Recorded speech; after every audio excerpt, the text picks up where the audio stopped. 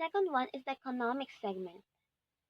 Taxes, inflation, and interest rates influence the telecommunication industry where smart communications compete. It is costly to construct towers and materials in rural areas. These expenses have impact in the pricing which customers pay for. Telecommunication industry in the Philippines is oligopolistic in nature. This denotes the force of competition in the said industry. Globe is Smart's main competitor.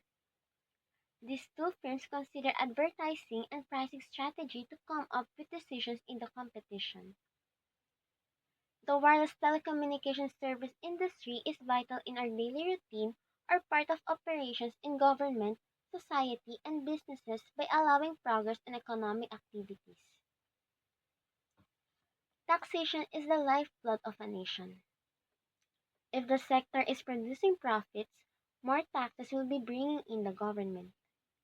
Smart Communications was labeled as the top non-individual taxpayer of BIR with income tax of 10.891 billion in 2013.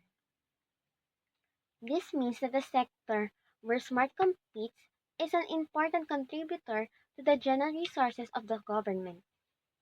The currency movement also affects telecommunications sector through foreign exchange risk because of some materials, software licenses, and other services are procured from abroad. It may have an impact on investments and purchasing costs of foreign companies.